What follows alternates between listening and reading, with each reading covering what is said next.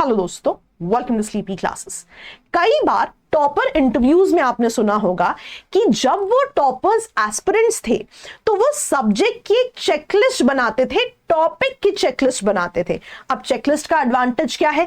जब भी आप रिवीजन कर रहे हैं आपको पता है ये एक्स टॉपिक्स जो हैं आपने पढ़ने हैं, और ये सब्जेक्ट का एक ट्रैकिंग मैकेनिज्म भी बन जाता है कि कितने टॉपिक्स हो गए, कितने पेंडिंग है और उन्हें कैसे प्लान करना है। मैं आपको एक एडवांटेज दिखाती हूं। जैसे एक टॉपिक है factors affecting location of industries, geography में मेंस के लिए पढ़ा जाता है। अब अगर हम कुछ स्पेसिफिक एग्जांपल्स देखें, पिछले कुछ सालों का पेपर एनालाइज करें, तो यहां पे हमने 3 इंडस्ट्रीज के एग्जांपल लिए हैं। Number 1 iron and steel industry, 2 बार सवाल पूछा गया है। Number 2 cotton textile industry and number 3 sugar industry. अब अगर हमारे पास इसकी टॉपिक वाइज लिस्टिंग हो तो थोड़ी क्लैरिटी बेहतर हो जाती है कौन सी इंडस्ट्रीज प्रिपेयर करनी है। फॉर एग्जांपल इसको करने का तरीका क्या है? एनसीईआरटी में एक चैप्टर है मैन्युफैक्चरिंग इंडस्ट्रीज, वहां पर आप देखिए आयरन एंड स्टील इंडस्ट्री के बारे में भी बताया हुआ है, कॉटन टेक्सटाइल इंडस्ट्री के बारे में भी बताया हुआ है, इवन शुगर इंडस्ट्री के बारे में बताया हुआ है। इमेजिन एक ऐसी लिस्ट जहां पे आपकी डिटेल्ड टॉपिक लिस्टिंग हो। मैं आपको एक एग्जांपल दिखाती हूं। इस साल मेंस के लिए हमने एक स्पेसिफिक माइक्रो थीम्स की लिस्ट बनाई कि ज्योग्राफी में ये 45 टॉपिक्स हैं जिन पे 2013 के बाद सवाल पूछे गए। तो वहां पे आपको एक स्पेसिफिक लिस्ट मिल गई। फॉर एग्जांपल आप देख सकते हैं sugar industry, iron steel industry, इन पे सवाल पूछे गए, लिस्ट में अवेलेबल है।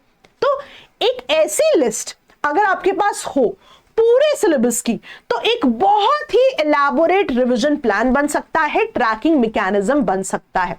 कैटेगोरिकली अगर आप सेल्फ स्टडी कर रहे हैं तो ये लिस्ट बहुत इंपॉर्टेंट है, क्योंकि यूजुअली देखा जाता है अगर आप किसी भी टीचर से जुड़ते हैं तो ये चीजें आपको जो है क्लास में कराई जाती हैं।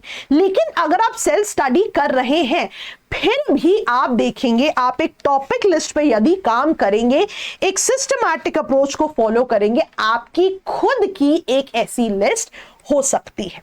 कैसे बनेगी? स्टेप 1 सबसे पहले ना, बिफोर डूइंग एनीथिंग एल्स, समझना जरूरी है सिलेबस और टॉपिक लिस्ट में अंतर है। कैसे? जैसे अगर हम ज्योग्राफी का प्रीलिम्स का सिलेबस देखें तो आप देख सकते हैं एक स्पेसिफिक लाइन यहां पर दी गई है, Indian and world geography. Even mains की बात करें तो थोड़ा डिटेल्ड है, लेकिन step by step topic listing नहीं हो रही हमारी। सिमिलरली अगर हम थीम्स को भी फॉलो करें, है ना, oceanography, Indian geography, economic geography, तब भी टॉपिक लिस्टिंग नहीं होती। तो बहुत जरूरी है 4 स्टेप्स को फॉलो करना। आप चाहें तो इसका स्क्रीनशॉट ले लीजिए, स्टेप बाय स्टेप इसे फॉलो करना जरूरी है। सबसे पहला स्टेप है एनसीईआरटी। एनसीईआरटी का आपने इंडेक्स रेफर करना है, सबसे पहला स्टेप। बहुत ही सिंपल लगता है कि एनसीईआरटी का इंडेक्स, लेकिन आप देखेंगे आपका स्टेप 1 यहीं से कवर होगा। आपको पता लगेगा एक्चुअली स्पेसिफिक टॉपिक्स क्या है जो आपने प्रिपेयर करने हैं, जो कि कहीं ना कहीं सिलेबस को देख के डायरेक्टली इतनी डिटेल में पता नहीं लगते। जैसे क्लास 11वीं की 2 एनसीईआरटीज हैं, आप देखेंगे fundamentals of physical geography, Indian geography हमें टॉपिक्स के बारे में बताते हैं। यही नहीं, जब आप क्लास 12वीं की एनसीईआरटी में आते हैं उन्हें भी आप देखिए। फॉर एग्जाम्पल अगर मैं वाटर रिसोर्सेज की ही बात करूं तो इस पे जो है बहुत बार मेंस में सवाल पूछा गया है, इवन पॉपुलेशन पे कितनी बार सवाल पूछा गया है। तो स्टेप 1 तो जो हमारी एनसीईआरटीज है उनके इंडेक्स को रेफर करना है। आप देख सकते हैं 11वीं और 12वीं का पूरा इंडेक्स यहां पे मैंने शेयर किया हुआ है, आप चाहें तो स्क्रीनशॉट भी ले सकते हैं। इससे क्या होगा, आपके पास डिटेल्ड जो है बेसिक टॉपिक लिस्टिंग हो जाती है। लेकिन काम खत्म नहीं हुआ है, अभी बेसिक लिस्टिंग हो जाती है। फॉर एग्जांपल जैसे एक चैप्टर है solar radiation, heat balance and temperature. अगर आप प्रीवियस ईयर क्वेश्चंस एनालाइज करेंगे तो यू विल रियलाइज कि इससे सवाल पूछे गए हैं प्रीलिम्स और मेंस में। फॉर एग्जांपल प्रीलिम्स में टेरेस्ट्रियल रेडिएशन पे सवाल पूछा गया है, मल्टीपल टाइम सवाल पूछा गया है। अगर 2011 के बाद देखें, आइसोथर्म्स पे रिसेंटली पिछले कुछ सालों में सवाल बहुत पूछे गए हैं। मेंस में भी इन्वर्जन ऑफ टेम्परेचर पे सवाल पूछा गया है, मैं आपको दिखाती हूं। देखिए टेरेस्ट्रियल रेडिएशन पे सवाल पूछा गया है, आइसोथर्म्स पे सवाल पूछा गया है, इवन इन्वर्जन ऑफ टेम्परेचर पर भी सवाल पूछा गया है। इसका मतलब है सबसे पहले तो आपको ये टॉपिक्स पता होने चाहिए कि कौन कौन से हैं। उसके बाद अगला स्टेप आता है जहां पे आप स्टेप बाय स्टेप हर एक छोटे से छोटे टॉपिक को लिख रहे हैं।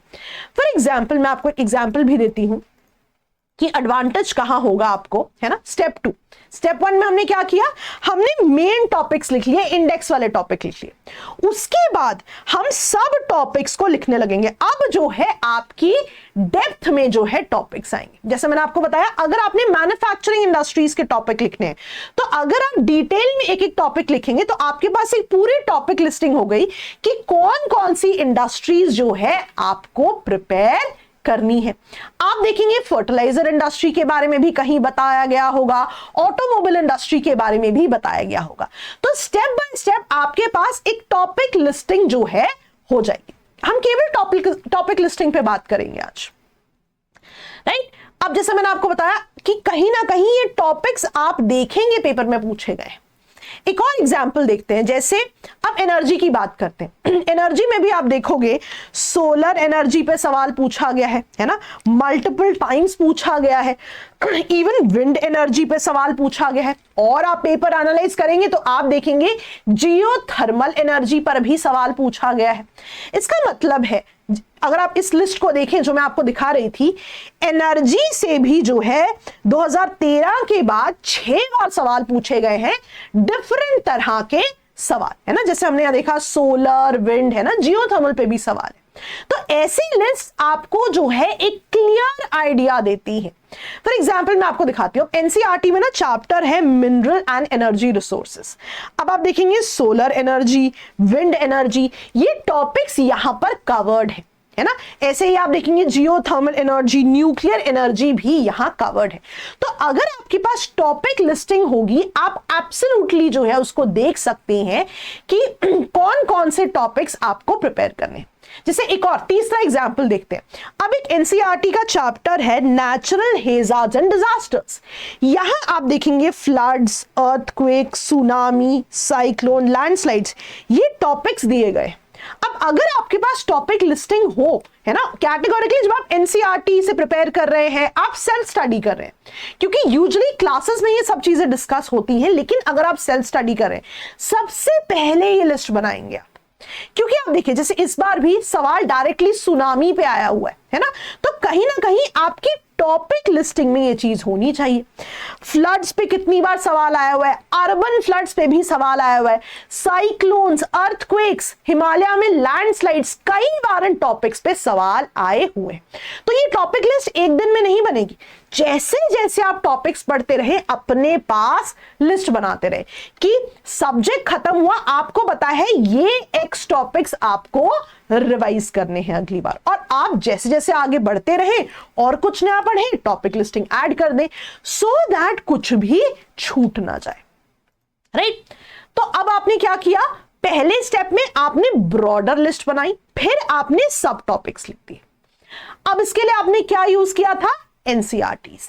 लेकिन कई बार ऐसा भी देखा गया है कि सवाल बियॉन्ड एनसीईआरटी भी आते हैं, है ना। सवाल मे और may not be there in the NCERT, जो स्पेसिफिक टॉपिक है। जैसे मैं आपको ना दिखाती हूं कि तीसरा स्टेप है पीवाईक्यू डिराइव टॉपिक्स आपने ऐड करने। जरूरी नहीं है हमेशा ये टॉपिक्स एनसीईआरटीज में हो, पीवाईक्यूज बहुत इंपॉर्टेंट है। जैसा ना यहां मैं हमेशा एक एग्जांपल देती हूं ट्रॉपिकल साइक्लोन्स का। ट्रॉपिकल साइक्लोन्स में अगर आप एनसीईआरटी में देखेंगे बहुत लिमिटेड कंटेंट है, लेकिन अगर आप प्रीवियस ईयर क्वेश्चन देखेंगे, आप देखेंगे कितनी सारी थीम्स ऐड हो गई। सबसे पहले ये क्यों कन्फाइंड होते हैं स्पेसिफिक वाटर बॉडीज में, कैसे साइक्लोन्स की नेमिंग अक्रॉस द वर्ल्ड होती है, क्या colour coded weather warning system है साइक्लोन प्रोन एरियाज, है ना, और सी सरफेस टेम्परेचर राइज कैसे इंपैक्ट करता है फॉर्मेशन ऑफ ट्रॉपिकल साइक्लोन्स को। अब आप देखेंगे ये टॉपिक्स जो है एनसीईआरटी में बहुत ज्यादा नहीं है। दैट मींस जो आपने बेसिक लिस्ट बनाई थी, अब आप उसमें पीवाईक्यू वाली थीम्स भी ऐड कर देंगे। अब जाके आपकी लिस्ट और ज्यादा होलिस्टिक बनेगी। दिक्कत ही यही है कि सिलेबस इतना वास्ट है ना, उसको कंसोलिडेट करना बहुत मुश्किल है, और ये लिस्ट आपकी कंसोलिडेशन में हेल्प करेगी। लास्ट स्टेप की बात करें तो यहां पे जो भी overlapping themes with other subjects है उन पे हमें फोकस करना है। फॉर एग्जाम्पल, जैसे अगर आप देखें डिजास्टर एंड डिजास्टर मैनेजमेंट, मैंने अभी आपको ज्योग्राफी की एनसीईआरटी दिखाई थी, natural hazards and disasters unit था, वहां पर आप देख सकते हैं बहुत से टॉपिक्स कवर्ड है ना, फ्लड्स, अर्थक्वेक्स, सुनामी, साइक्लोन्स, कई बार इन पे मेंस में सवाल आए हुए हैं। जैसे मैं आपको एक एग्जांपल दिखाती हूं, क्लाउड बर्स्ट।